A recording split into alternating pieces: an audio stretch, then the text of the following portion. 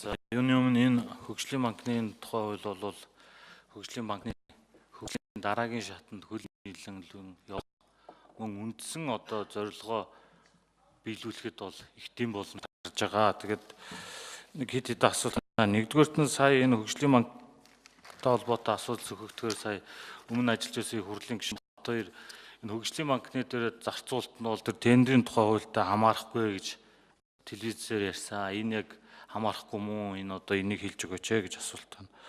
Хоёрдугаарт нь энэ хууль дээр нэг эмзэглэж байгаа юм нь энэ компани хувьцаа эзэмших гэвчсэн байна л да. Би гэхдээ одоо энэ хөгжлийн банкны маань үйл ажиллагаагаа явуулснаас хойш цаг хугацааны хувьд бол энэ арай болоогүй юм шүү. Яагаад вэ гэвэл сая гишүүдийн хэлээд байгаа хөгжлийн банкнаас гарсан төрийн өмчтөй холбоотой төрийн томоохон төслүүдийн чинь алдагдaltaйгаа төслүүдийн хувьцааг эзэмшчихэд тэрийгээ санхүүжүүлгээд үндсэн энэ банкны маань одоо үйл ажиллагаанд бас хүндрэл учруулах юм болов уу гэсэн эмзэгдэл байна. Энэ бол 8.1-ийн 7, 15.1 дээр ийм хувьцаа эзэмших компани хувьцаа эзэмшихтэй холбоотой юм.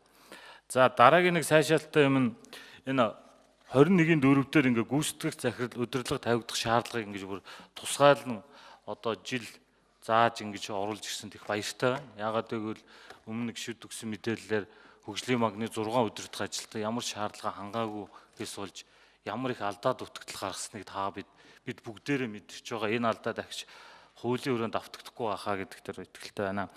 Мөн хамгийн нэг баярлалаа шүү дээ. Дээрээс нь бас энэ дээр санал хэлвэ шүү дээ. Энэ 21-ийн 100 байгаа 26-гийн 1-д байгаа дотоод аудитын нэгж гэж байгаа маань. Энийг бүр илүү сайн чадварлаг одоо тэр улсын жишгт нийцсэн аудиторыг хөндлөнгийн аудит хийлгэх шиг аудит болгож дэрэгдээ ажилуулаарай гэдгийг бас санал хэлье. Тэгээд дараагийн нэг юм нь бол хариуцлагын заалтны нүг хэлэхэд жоох арай дэндүү бага байна. Яагаад гэвэл энэ одоо хуулийн тэдэг зөрчилүүл хөдөлмөрийн өсний доод хэмжээг 50-аас 100% гэж байгаа. Одоогийнхоо 100-аар бодохоор 24 сая төгрөг байгаа. Тэг өмнөх их хурлын дарга чинь та нар доллар авсан зээлээ төгрөг болгоод арилжааны банкд өгч энэ алдагдлыг хийх гэж хэлсэн.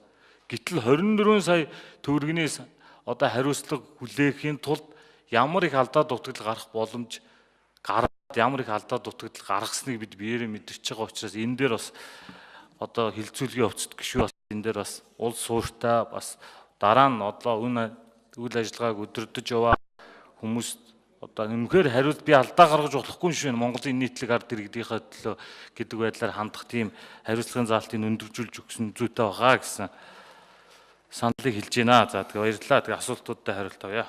За, Жавхлан гишүүн хариулъя.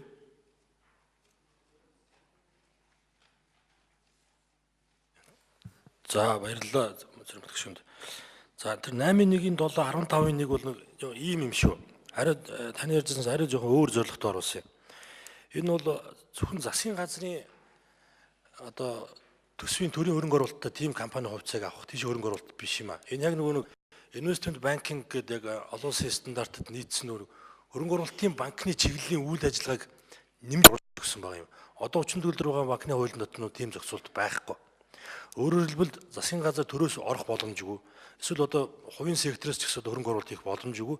Гэхдээ үнэхээр яг Монгол улсын хөгжлийн хөтөлбөрт нийцсэн үр өгөөж өгөх тийм төсөл хөтөлбөрүүдийн одоо шууд санхүүжүүлэх, хувьцаанд хөрөнгө оруулалт хийх эсвэл дараа хувьцаа руу хөрвөх, үндсэн судалтай авах гэх мэт яг хөрөнгө оруулалтын чиглэлийн үйл ажиллагааг одоо нэмж өгж ийм зохицуулт хийсэн ийм хоёр заалт байгаамаа. За тэрийн нэг нь бол бас яг гүйцэтгэх удирдлагаас гадна төлөөлөл удирдах зөвлөл төр хэлцэж шийдвэрлэнэ гэсэн давхар хяналттай байгаар ингэж зохицуулалт оруулсан байгаа. Тэгээ 15-1 дээр бол яг тийм заалт байгаа шүү. За тэр 26-гийн нэг аудит. За аудит дээр бол Зоримт гишүүн асуулт тавьсангүй нэг зүг гэж үзсэн байна. За тэр хариуцлагын асуудал дээр магадгүй өшөө нэмж анхаарч оруулах зүйлүүд байхыг бол үүсэхгүй дээр хууль хэлцэх явцад энийг дахиад анхааралтай авъя. За түрүүн хин Баасгүй гишүүний асуусан асуултанд дутуу амжсангүй. Тэгээд одоо нэмэд хариулчих. Тэр засгийн газрын хөрөнгө хөгжлийн банкны өөрийнх нь захиран зацуулгыг их үсрэгд тусдан зохицуулт оруулсан байгаа. Одоо баг 34 дөрөв хуулийн дээр бас энэ зохицуулт байхгүй байсныг нь оруулсан байгаа. Өөрөөр хэлбэл засгийн газар өөрийнх нь нэрийн өмнөөс одоо бонд гаргаад их үсэр авчираад тэрийг одоо тусгай гэрээгээр хөгжлийн банкаар энэ хөрөнгийг удирдуулж болно гэж байгаа юм. Өөрөөр хэлбэл яг ийм зохицуулттай ийм гэрээгээр явж байгаа хөрөнгийн хүүсвэр дээр бол засгийн газар өөрөө арай түлхүү эрх мэдэлтэй оролцсноо гэж ийм зохицуулт хийсэн байгаа.